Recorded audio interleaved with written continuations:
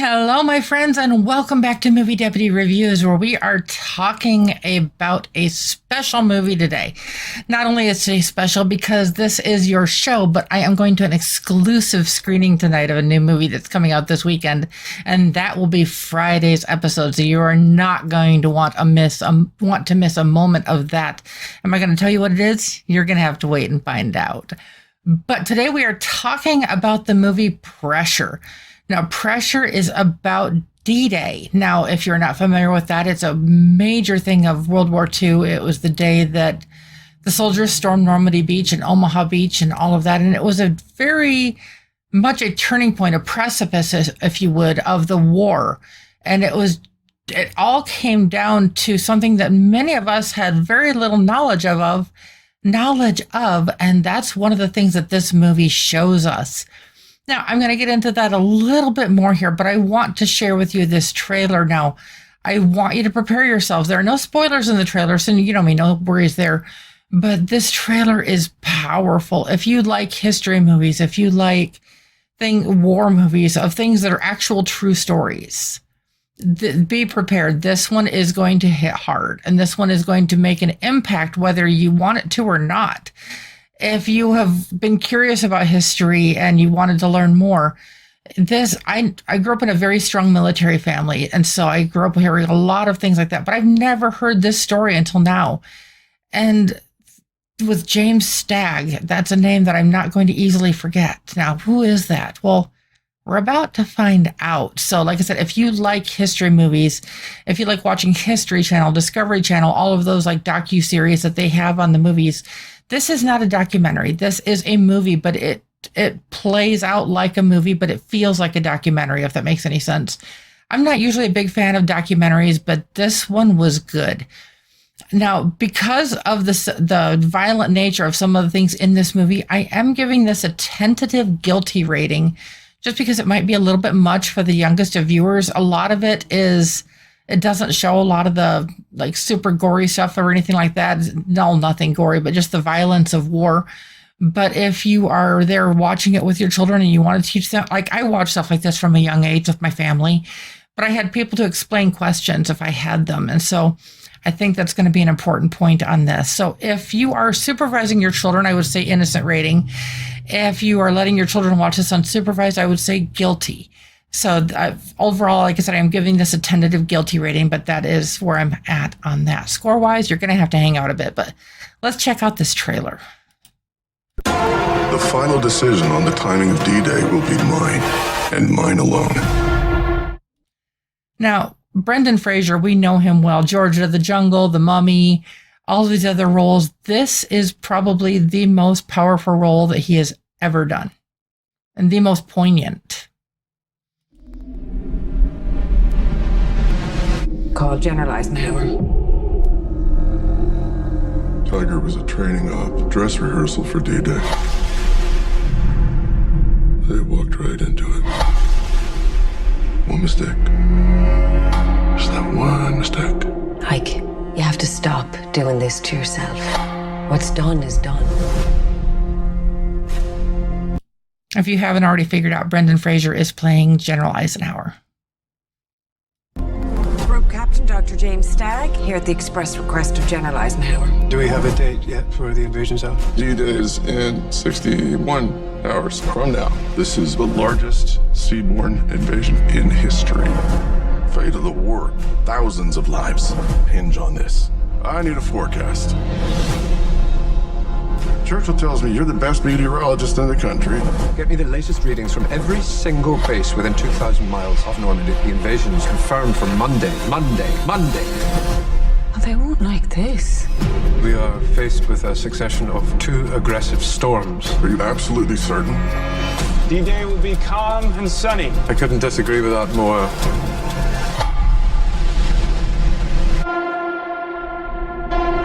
If D-Day is cancelled, we will lose this war. The final decision on the timing of D-Day will be mine, and mine alone. If you invade tomorrow, they're going to be washed away. 300,000 men with families that they may never see again. Why should I trust you? We must face the facts! The facts, however frightening they may be! If we delay, The enemy will be ready and waiting. They'll slaughter every single last one of us.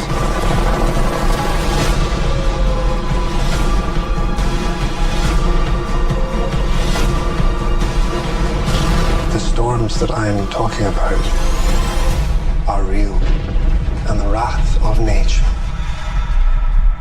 is real.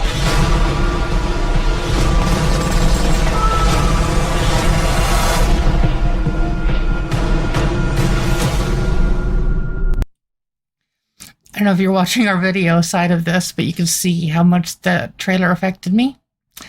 I am related to people, and I know people who are related to people who stormed that beach that day. We're part of D-Day. Hi, Batero. Our kitty cat wants to join the podcast, I guess. Come here, baby. Come here. Here we go. Got some Batero. Say hi, Batero. As he destroys my desk.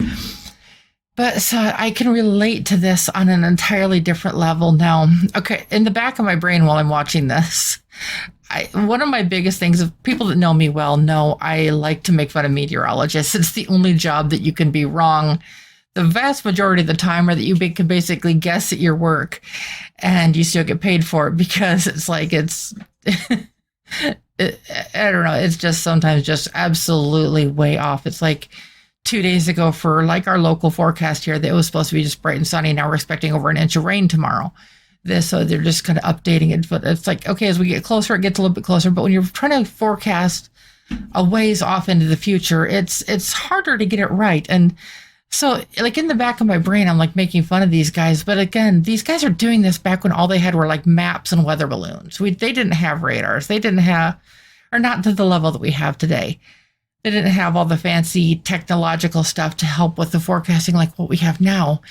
And Eisenhower was facing this because they had done Exercise Tiger as like a prequel to D-Day.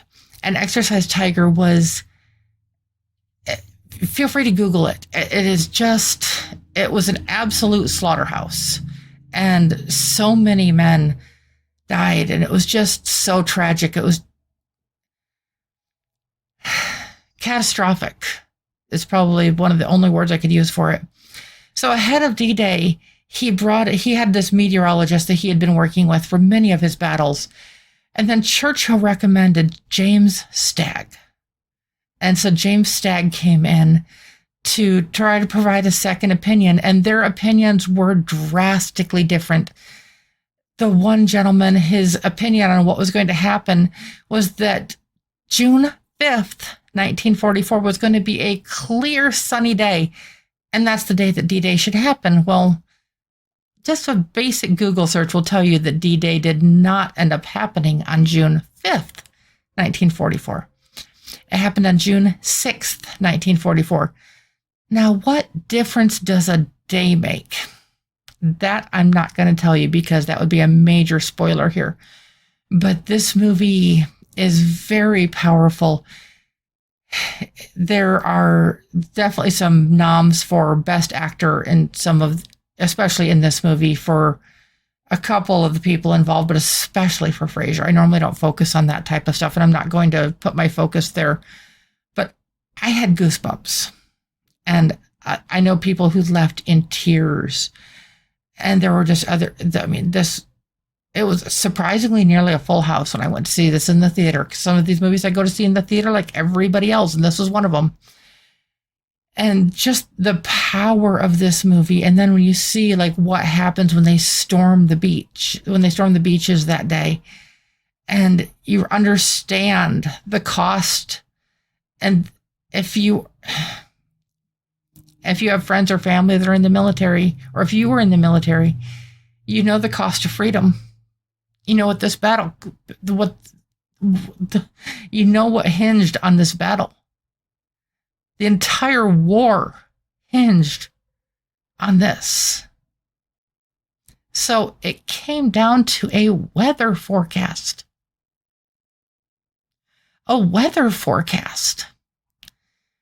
And some of these people that are being portrayed in this movie, one of them was like, you take this exact same day, June 5th, of all these different years up ahead of this, there was a similar storm approaching this, and it cleared up, and it was a perfectly clear day.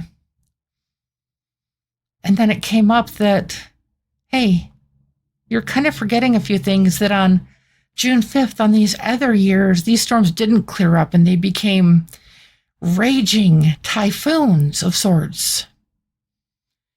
So it was a very thing of being selective of what they were sharing because they wanted their narrative to be right. That sound familiar?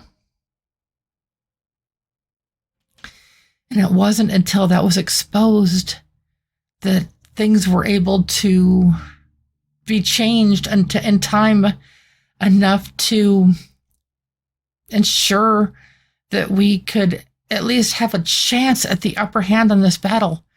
And it comes up, it's like, are you certain? Are you certain this is the case? Are you certain that this is right? No. It's weather. There's no way to be certain. Until it's actually happening above your head, there's no way to be certain. So yeah, I make fun of meteorologists just because it's like it's the only job you can ever be wrong the majority of the time and still get paid for it. But then there's the stories like this, where one man's forecast could have completely changed the direction of the war.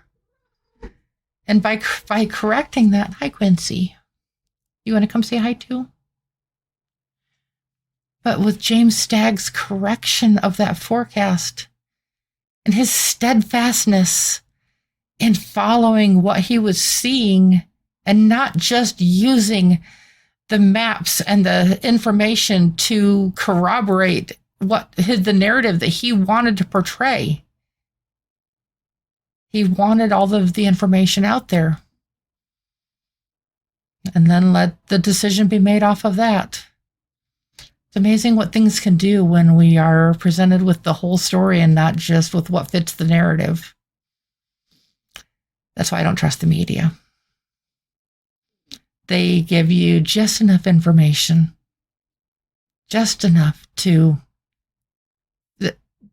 basically so it sides with the narrative that they want to portray. They don't want you to have the whole story. They don't want you to know the whole story. Because if you did, it could change everything. So I want to share, and you know me, I don't spoil it. I mean, you know how DDay ended, or a quick Google search will tell you that. So that will tell you a lot. At the end of the movie, there's these things that are in the credits, and I want to share these with you. And don't worry, these won't spoil anything. But from D-Day, within 10 weeks, France was liberated. In less than a year, Eisenhower led the Allies to victory over Nazi Germany. He would go on to become the 34th President of the United States. For his pioneering work on D-Day, James Stagg was awarded the U.S. Legion of Merit. He returned to a quiet life in England, devoted to the study of meteorology. At Eisenhower's inauguration in 1961, JFK asked Eisenhower what gave him the edge on D-Day. Eisenhower replied, "We had better meteorologists than the Germans." Yeah. To think it came down to that. That we had better meteorologists than the Germans.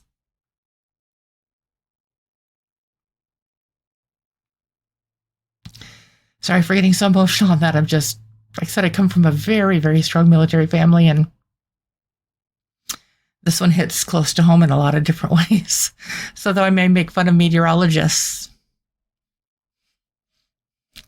this is a very powerful movie. You may be wondering the score I gave this.